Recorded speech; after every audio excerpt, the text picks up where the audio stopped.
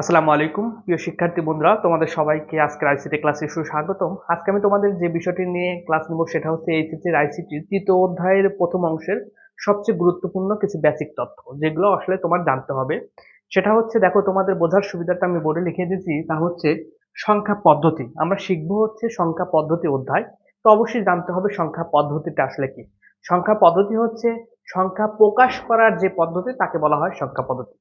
তুমি একদম সিম্পল ভাবে সহজ করে বলে দিতে পারো বা বলতে পারো যে সংখ্যা প্রকাশ করার যে পদ্ধতি তা হচ্ছে সংখ্যা পদ্ধতি।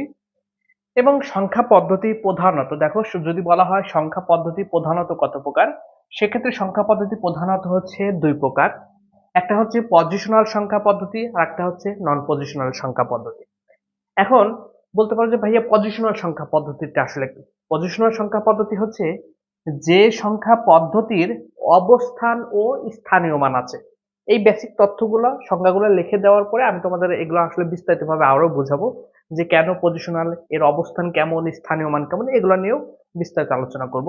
আগে দেখো, সংজ্ঞাটা যেটা সেটা হচ্ছে পজিশনাল। পজিশনাল হচ্ছে যে সংখ্যা পদ্ধতির অবস্থান ও স্থানীয় মান আছে তাকে বলা হয় পজিশনাল সংখ্যা পদ্ধতি।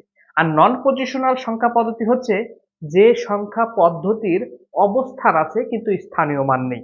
তাহলে জাস্ট একটা কথা তুমি মনে রাখলেই তুমি হচ্ছে সংখ্যা পদ্ধতি প্রধানত যে দুই প্রকার, একটা পজিশনাল আর একটা নন পজিশনাল, এর সংজ্ঞাটা তুমি পারবা। সেই কথাটা কি? সেই কথাটা হচ্ছে যার স্থানীয় মান আছে তাকে বলা হয় পজিশনাল, আর যার স্থানীয় মান নেই তাকে বলা হয় নন পজিশনাল। আচ্ছা, এবং যদি তোমাকে বলা হয় পজিশনাল সংখ্যা পদ্ধতি কত প্রকার বা হচ্ছে সংখ্যা পদ্ধতি কত প্রকার, এখানেই স্টুডেন্ট সবচেয়ে বেশি ভুল করে। সেটা হচ্ছে এমসিকিউ এ বেশি এসে থাকে। তা হচ্ছে যদি বলা হয় এমসিকিউ যে সংখ্যা পদ্ধতি প্রধানত কত প্রকার, সেক্ষেত্রে বলতে হবে সংখ্যা পদ্ধতি প্রধানত হচ্ছে দু প্রকার।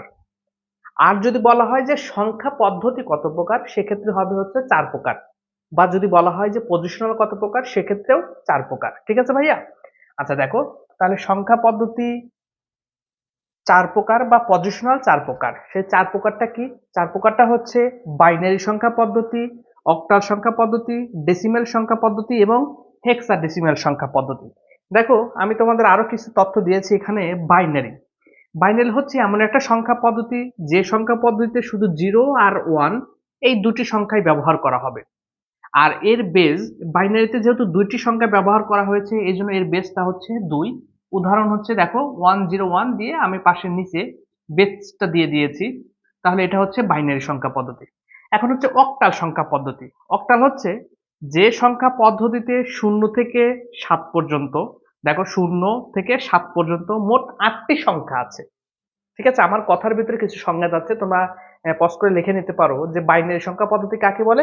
বাইনারি সংখ্যা পদ্ধতি হচ্ছে যে সংখ্যা পদ্ধতিতে শূন্য এবং ওয়ান মোট দুইটি সংখ্যা ব্যবহার করা হয় তাকে বাইনারি সংখ্যা পদ্ধতি বলে।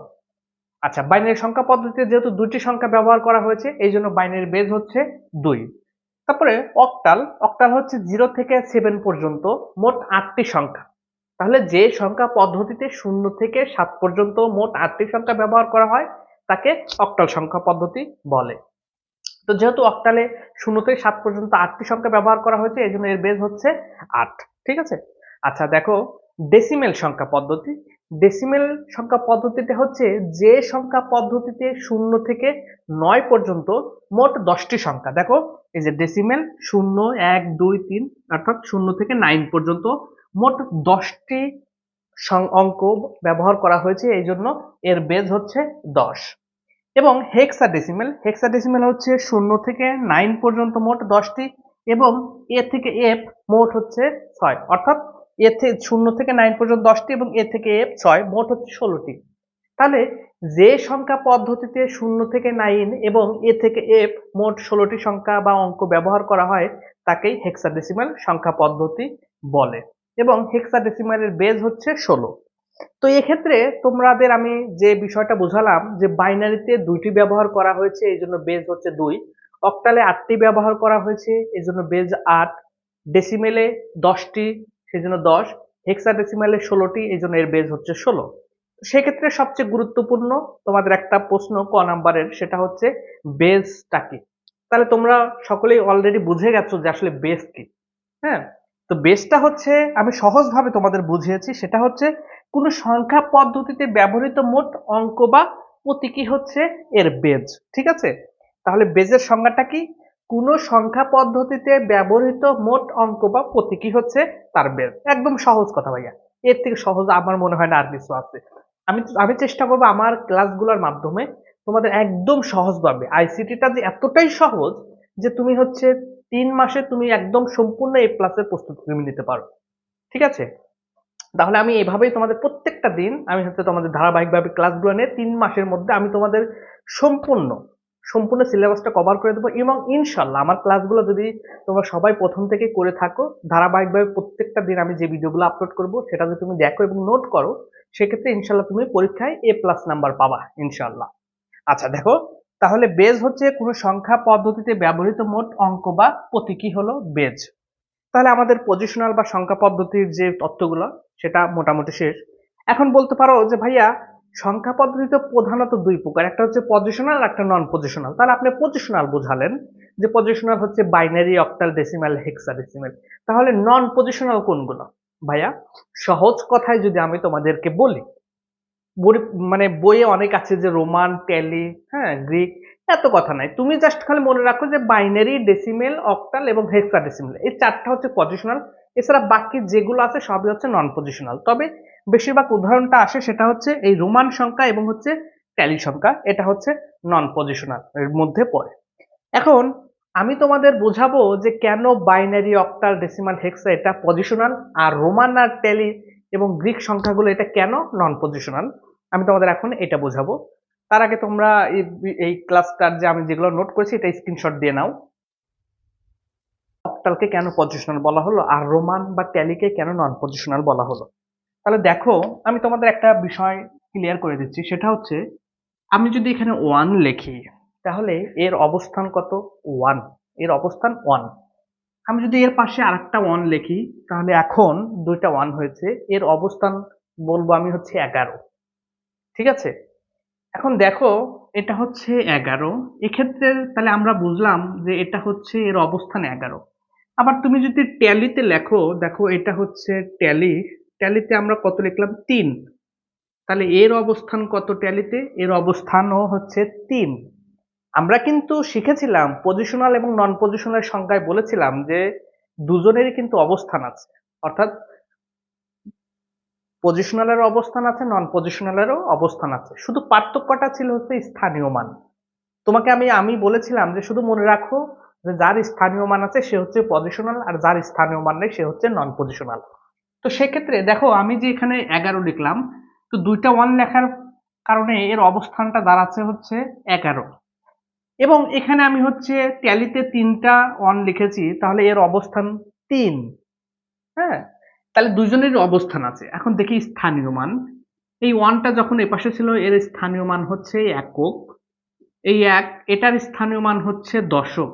দেখো দুইটাই কিন্তু সেম সংখ্যা, 1 1, কিন্তু এর স্থান পরিবর্তন করার কারণে এর স্থানীয় মান চেঞ্জ হয়েছে। অর্থাৎ প্রথমে একক, তারপর হচ্ছে দশক। অর্থাৎ এই 1 একক মানে হচ্ছে একটা 1, আর 1 দশক মানে 10। দেখো যোগ করলে আসে 11। আবার তুমি যদি লেখো যে 8 9, এটা হচ্ছে, যেমন ধরো এটা ডেসিমাল সংখ্যা পদ্ধতি, তো এই ডেসিমাল সংখ্যা পদ্ধতিতে এর অবস্থান হচ্ছে 89, অর্থাৎ 89। তাহলে এর অবস্থান 89 বুঝলাম, ঠিক আছে। এখন হচ্ছে আমাদের অবস্থান নিয়ে কোনো মাথা ব্যথা নেই, আমাদের মেইন দেখতে হবে সেই স্থানীয় মান। তাহলে এই 9 এটা হচ্ছে একক, অর্থাৎ একটা 9 আছে। এই 8 আছে হচ্ছে স্থানীয় মান হচ্ছে দশক, অর্থাৎ 8টা 10 মানে 8 গুণন 10 সমান 8 10 এ 80। 80 আর 9 যোগ করলে 89। তাহলে আমরা বুঝলাম যে এইটা ছিল বাইনারি যদি বিবেচনা করো, তাহলে বাইনারির হচ্ছে অবস্থান আছে এবং স্থানীয় মানও আছে। আবার এটা যদি তুমি ডেসিমেল বিবেচনা করো তাহলে এরও হচ্ছে স্থানীয় মান আছে এবং অবস্থান আছে। তাহলে নিঃসন্দেহে বলাই যায় যে বাইনারি, অক্টাল, ডেসিমেল, হেক্স এগুলো সবই হচ্ছে পজিশনাল সংখ্যা পদ্ধতি। আর রোমান তুমি দেখো আমি এখানে যে লিখেছি এটা হচ্ছে ট্যালির 3, তাহলে বুঝলাম যে এটারও অবস্থান আছে। এটা হচ্ছে ট্যালির 1 2 3 4, এটা হচ্ছে 5, তাহলে এটারও অবস্থান আছে, বুঝলাম। তাহলে দুজনেরই অবস্থান আছে। কিন্তু দেখো এটা যদি তুমি একক ধরো তাহলে এটা একক, এটা দশক, এটা শতক। তাহলে কিন্তু এই ট্যালির মানটা হওয়ার কথা ছিল এটা ১ একক, ১ এটা ১ দশক, ১০ এটা ১ শতক। তাহলে যোগ করলে ১১১ হওয়ার কথা। কিন্তু আমরা কিন্তু এটা ১১১ বিবেচনা করি না। অর্থাৎ এই যে আমরা যেরকম এই ২ টা ডাবল ওয়ান ব্যবহার করেছি, এইটা যখন এই পাশে আসলো, স্থান পরিবর্তন করলো তখন কিন্তু পাশাপাশি স্থানীয় মান অর্থাৎ দশকে রূপান্তর হয়ে গেছে। কিন্তু এই ট্যালি বা রোমান বা গ্রিক এগুলোর কিন্তু হচ্ছে স্থান পরিবর্তন করলে এটা স্থানীয় মান কখনো পরিবর্তন হয় না। এই জন্যই এই রোমান আর ট্যালি এদেরকে নন পজিশনাল বলা হয়েছে। আর বাইনারি অক্টাল ডেসিমাল হেক্সাডেসিমাল এদেরকে পজিশনাল সংখ্যা পদ্ধতি বলা হয়েছে। তো আজকের ক্লাসে আপাতত এটুকুই। আগামী ক্লাসে তোমাদের হচ্ছে আমাদের যে মেইন পরীক্ষার জন্য যে প্রশ্নের টপিকগুলো সেটা হচ্ছে রূপান্তর। আগামী ক্লাসে রূপান্তর নিয়ে আলোচনা করা হবে। আসসালামু আলাইকুম। সবাই ভালো থাকো, সুস্থ থাকো।